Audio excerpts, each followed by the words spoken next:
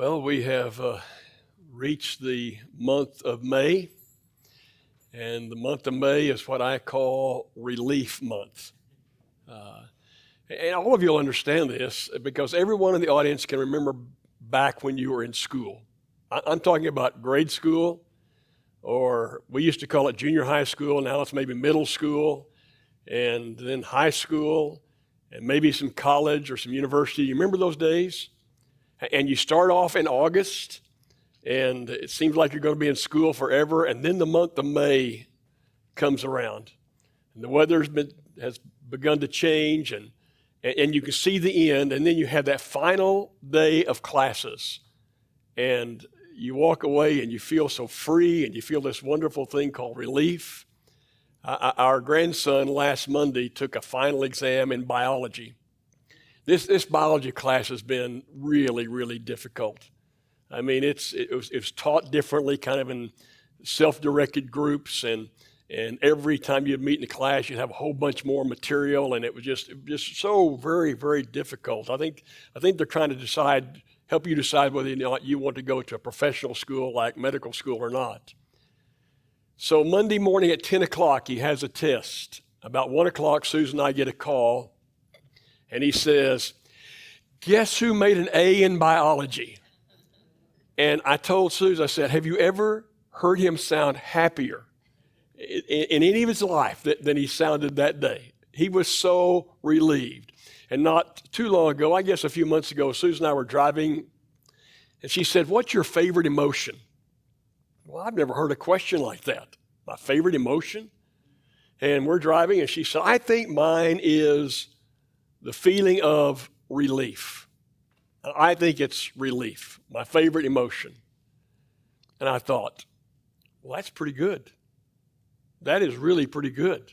The feeling of relief after something has been so very hard and it's over, after something has been so very painful and it's over, this wonderful feeling of relief. And you're probably wondering, what does that have to do with the lesson today? The answer is absolutely nothing. It has absolutely nothing. I just thought it was interesting that the month of May is Relief Month, and I think I can see it by the audience. The Coxes are in Missouri and Branson, having a wonderful time, I hope, and other people are kind of scattered a little bit, and month of May is kind of Relief Month, and relief is a wonderful emotion. But we're looking in 1 John chapter 3, verse 2. Last week was verse 1. Today is verse 2.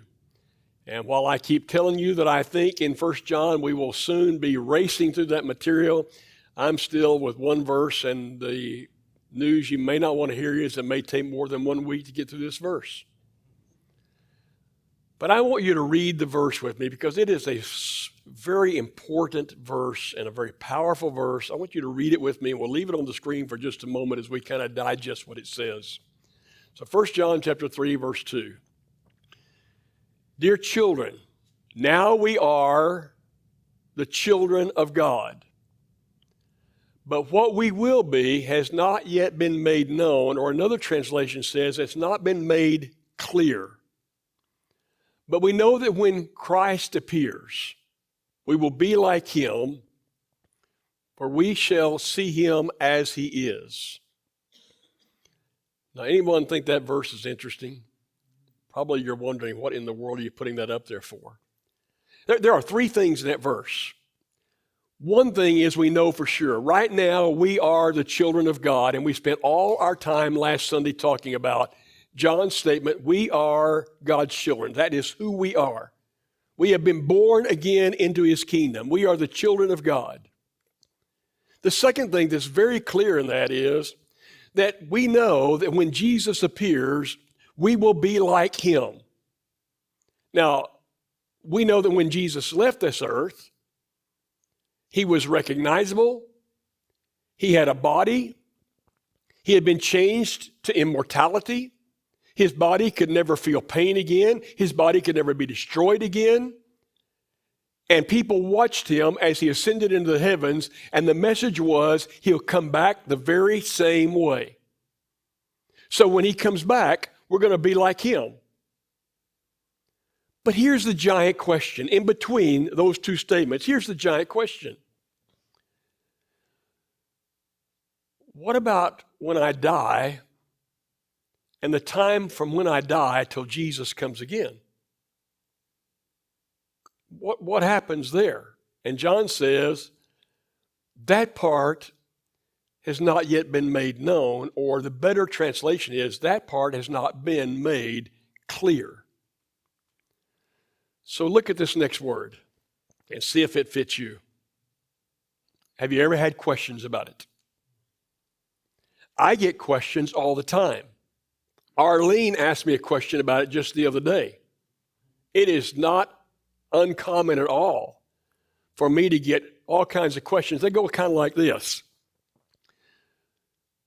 Will we go immediately to heaven, or do we go someplace else if we're the children of God? Will we be immediately with Jesus, or will we not be? Will we know each other in heaven? Have you ever heard that one? Have you ever asked that one? Will we know each other in heaven?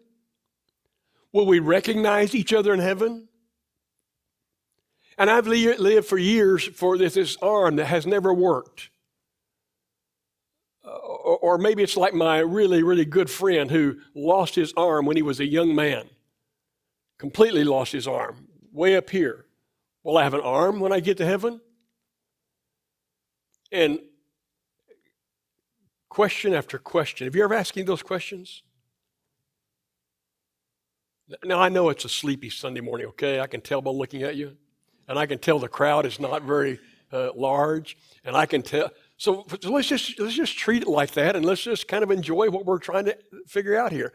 Could we answer any of those questions? Though it's not clear, though it's not been made clear, are there some hints in Scripture? Because every funeral I go to, people sound like they have some answers. And have you ever heard someone say, well, they're already with Jesus? Well, there's some reasons why they could say that. So I want to go to the book of Luke, and I want to show you two different stories. And we're not going to answer everything this morning, but I want to show you two different stories. I love both stories. I have always loved both stories, especially the first. And yet, as time has gone on, I've learned love the first one since I was a little boy. The second one, as I've gotten older, I may like even better. Not sure about that, but I may. So the first one, everybody in the audience knows it really, really well. It's when Jesus is hanging on the cross. And I'm not going to go through all the things that are going on with pain and things like that. I just want you to look at the setting that Luke describes. And Luke describes it differently than every other writer in the New Testament. He tells this story differently than all the other writers of Matthew or Mark or John. So look with me in Luke chapter 23 and just read this with me. Do you remember, before I start that, do you remember that there are two, we call them thieves, hanging with Jesus on their own crosses? Everybody remember that? This translation says they call them criminals. And they're hanging beside Jesus. Now, one of the criminals who hung there, now that when you're hanging on a cross, that means you're not but a little while away from death. Everybody got that? All three of them are going to die. They're not a little while away from death. One of the criminals who hung there, if you can imagine, hurled insults at him, at Jesus. He's the one I call, and I've always called for as long as I remember, the one that's not very smart. He's just not very smart. He is playing the role of what we can easily call a fool. The scripture says it is the fool who pays no attention to God. It is the fool who goes through life being very, very foolish, who goes through life and pays no attention to God. And even more so, the one who pays no attention and then also mocks.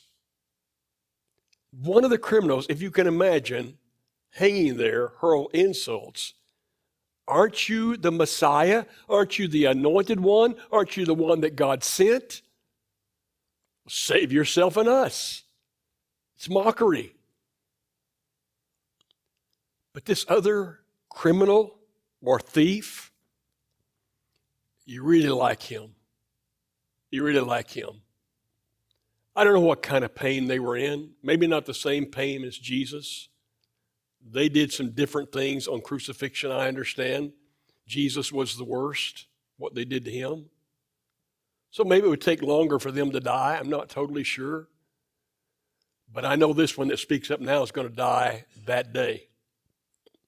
This one's going to speak up is going to die that day. That's for sure.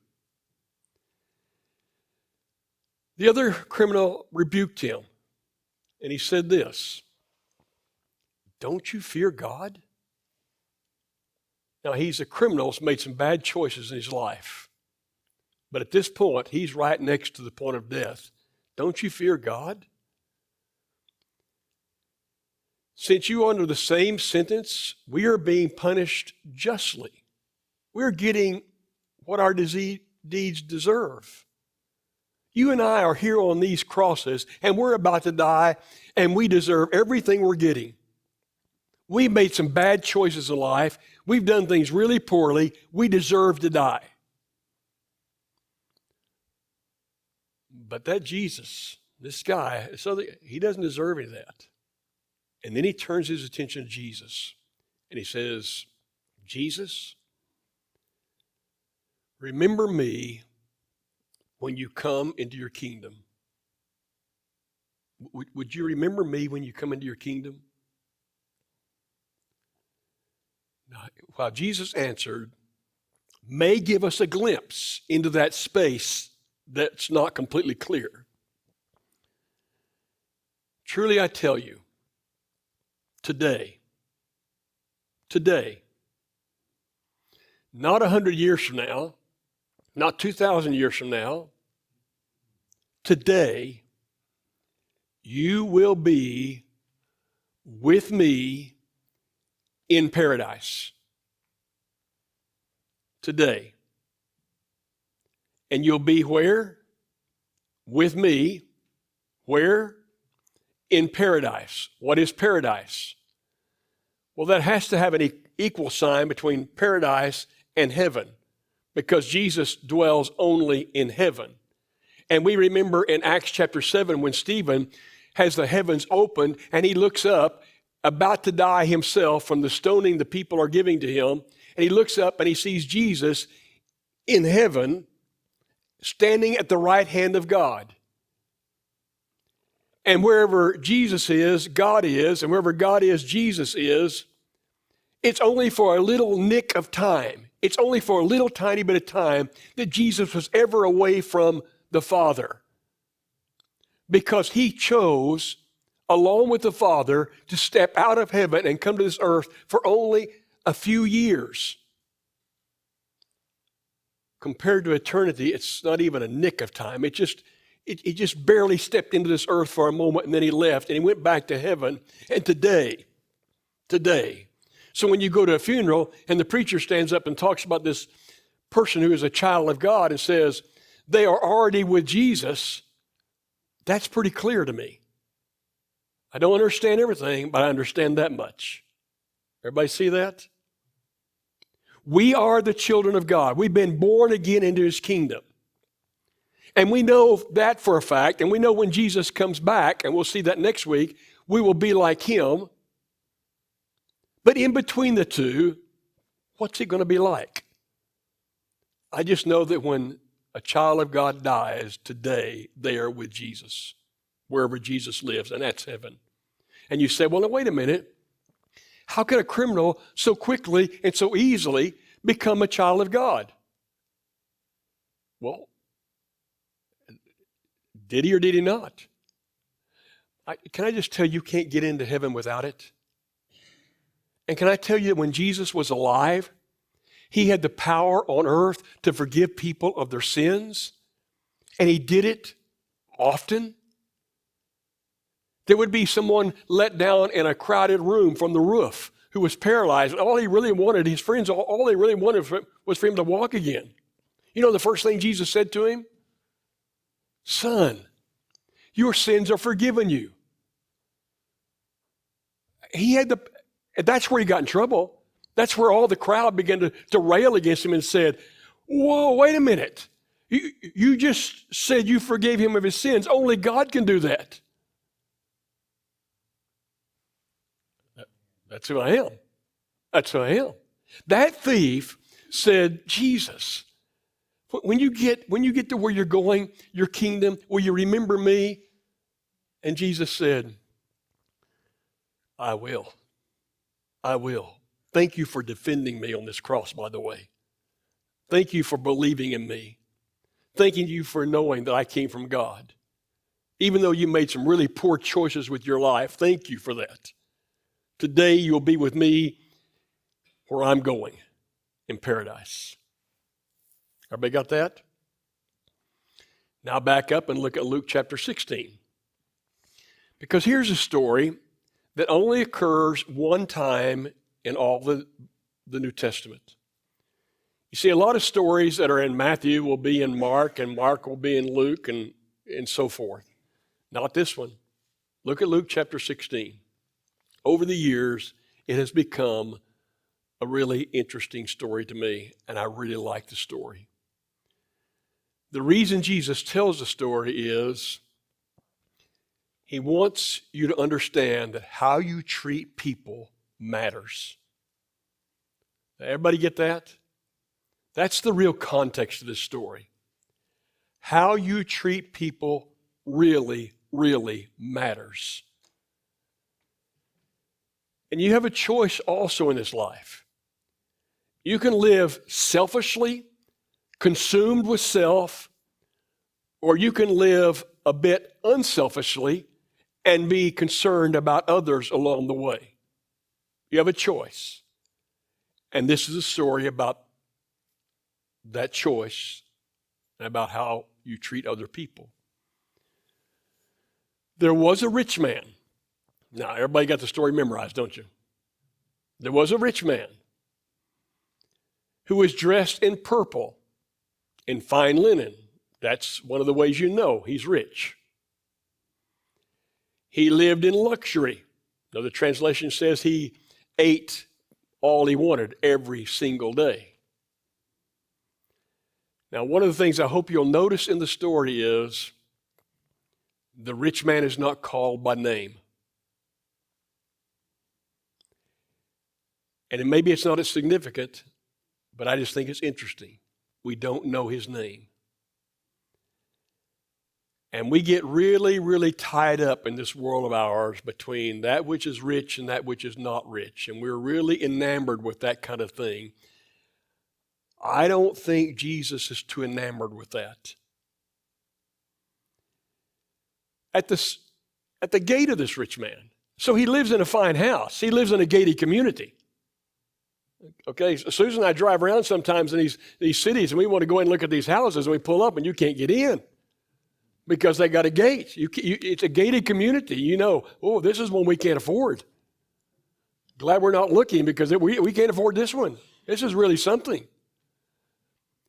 So they can't get in close to the house, but there's this beggar man who has a name, Lazarus. He's laid at the gate. Now, that's something you ought to pay attention to. He's laid at the gate. He didn't walk to the gate every day. He was laid there. Somebody brought him there every single day because apparently he couldn't bring himself. And the reason is he's sick. He's sick. He's covered with sores. Now, I assume those sores are obvious. You can just look and you can see them. So there he is, laid at the gate of this rich man, covered with sores. He's longing to eat what fell from the rich man's table. Or one translation said he wants the crumbs. Now, whoever brings him there is hoping, and he is hoping, that the rich man will leave his compound, go outside the gate and notice him and have some compassion. And by the way, just a sidelight, I have noticed in life that's how people act around rich people. the super rich. Everybody wants to be their friend. Everyone wants to get close to them. Because everyone's kind of acting like they hope that some crumbs that fall from them will land their way. Now, maybe that's a bit too judgmental, but I kind of noticed that. When somebody walks in the room and they're really rich, everybody wants to walk up and be really friendly. He's laid at the gate of a rich man. It's even worse than that. He doesn't apparently have the strength to fight off the dogs that come. Because the dogs come and they lick his sores. Now, how do you get any more pitiful than this? Well, the time came when the beggar died. Now, skip down just a little bit at the bottom of the slide. And the time came when the rich man also died. You see, both die. Everybody dies. No matter how much money you have, no matter what kind of job you have, no matter everybody dies. But do you notice something? The time came when the beggar died, and the angels carried him to Abraham's side. And everyone says that Abraham word is the same for God the Father. The angels came and carried him to Abraham's side. And now the next verse, the tragic verse. In hell, Hades is just another word for hell,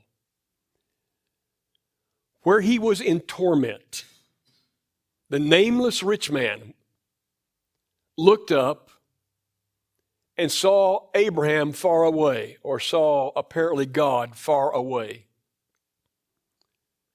And the most amazing thing he saw was Lazarus by his side. Now don't go any further than look at that. Could he recognize the people that were far away? Could he recognize Lazarus? Yes, he saw him far away. And yes, it does say something about a place that's full of absolute, sheer, horrible torment. Now, by the way, who is telling this story? Jesus. Who knew more about this subject than any other person ever to live on the face of this earth? Jesus. He's the only one who really knew what heaven would be like.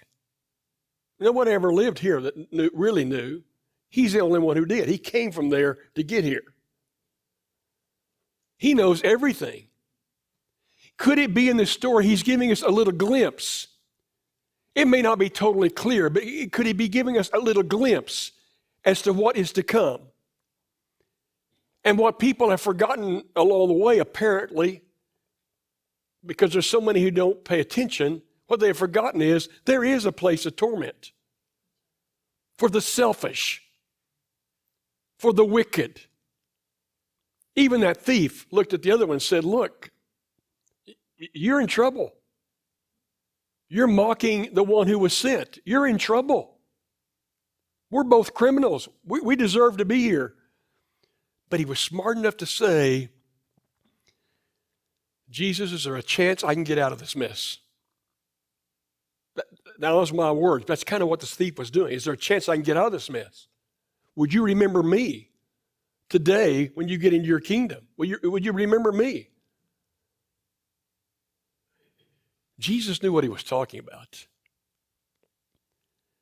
So he looks up and he sees Abraham far away, Lazarus by his side. Now look. So he called to him.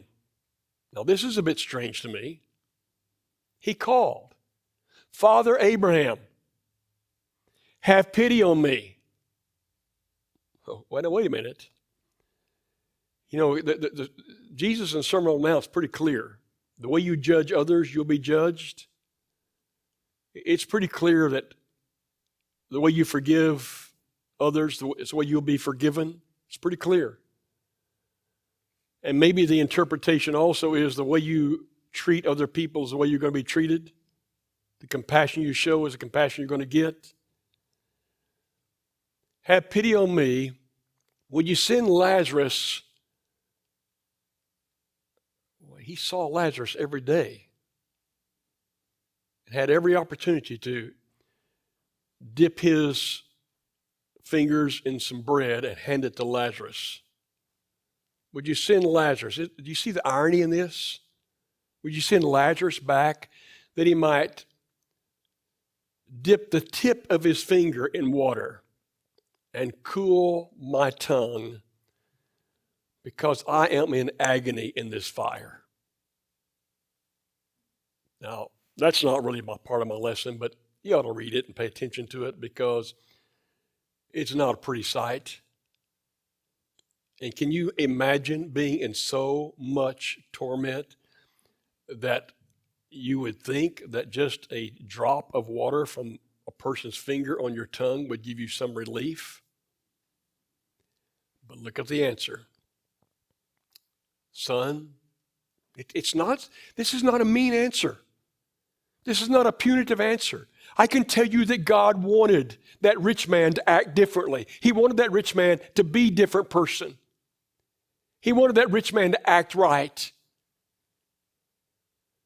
Son, remember that in your lifetime you received your good things, and Lazarus received all the bad things.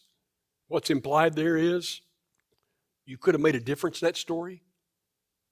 You could have made a difference in that story. But here's how it's worked out. Now he's comforted, and you're in agony. And besides all this, between where we are and where you are, there is a great chasm. Now, I always picture something like the Grand Canyon, and I can't leap from one side to the other. You know, there's this great chasm that's been set in place. Now, who's speaking? Jesus. Do you think Jesus knows what he's talking about? Some people say, well, this is just a made-up story. He's just making up a story. Well, maybe he makes up a story with the knowledge of what it's really going to be like. There's a chasm here. So that those who want to go from here to you cannot, nor can anyone cross over from where you are to where we are. So that story, when it's over, it's over. When it's over, it's over. It's fixed. Can't get across this deal. So you know what happens now. The man says, well, would you send him back to talk to my brothers because I don't want my brothers here with me? And they're following the same pathway I followed. And then that's the way the story ends. Jesus says, Father Abraham answered him, said, you know what? They're so consumed with themselves, just like you were, they wouldn't listen. If you sent someone back from the dead, they simply wouldn't listen. Some people have their ears so stopped up. They're so consumed with life in themselves that they will not listen to anybody. But what did we learn? Is it all clear? Look at the next slide. Is it all clear? Do you have all the answers? I don't have all the answers. We'll make a little more progress even next week. But what I do know is, while it's not completely clear, I do know that when we die, I think the angels get involved because we're children of God here. And when we die, I think we're escorted. I think as children of God, we are so important that we get an escort. You might even call it an armed escort. That's what we like to say today. If somebody's really high profile, they get an armed escort. Nobody's going to mess with you from here on out. You're going to be taken care of. You get an escort right into the presence of God and right into the presence of Jesus. And it is apparent to me that you do have some awareness and recognition. It doesn't sound appealing to anyone to be a bunch of, I would say Casper the Ghost, but nobody would remember that cartoon. It doesn't seem too appealing to me to be some kind of little ghost kind of wandering around all over this place called heaven. I think that's not even close to right. There's going to be some kind of recognition. There's going to be some kind of awareness. And so it may not be totally clear, but we can have some ideas about it. And the ideas that we gain from stories like this, and one passage next week, though it's Mother's Day, one passage next week,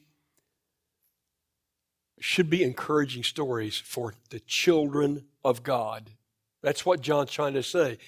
Do you know who you are? You are the children of God. And as children of God, look at this next slide. We live by faith. Now listen very carefully. You don't have to have all the answers to anything. You don't have to know everything. In fact, that's the way the word faith is designed. The word faith is designed to say you don't have to have all the answers. You don't have to understand how it all works. Faith is you believe it anyway, and you trust it anyway. There's not a person in this audience, and there's not a person alive on the earth today that can explain how a person can live in a great big fish, inside a big fish, for 3 days. In fact, because they can't explain it, most people say, and even some theologians say, it's an impossible story. It's a made-up story. Really? Well, we live by faith. We choose to believe it. And though we don't have all the answers about this place called heaven, you ought to be by now getting a little bit excited about it, especially when you compare it to the alternative. You ought to be getting a little bit excited about it because you're going to get escort right into the presence of Jesus, and you will know people. That part is relatively clear. Does that make sense to all of you? This children of God stuff is not out of style. It's not old-fashioned. It's not worn out. It's as relevant today as it ever has been, and it's as important today as it ever has been. It's important for all of us. And we get to have this place in heaven, or call it paradise if you'd like. That's how Jesus said it. Because Jesus did what he did. For just a nick of time, he stepped out of that paradise and came here to be butchered, really beaten to death, so that our sins could be forgiven and we could be the child of God and we could live in that place called heaven. Maybe the word relief does have something to do with this lesson. Maybe the word relief does have something. Because when I die, I have some relief knowing what's coming.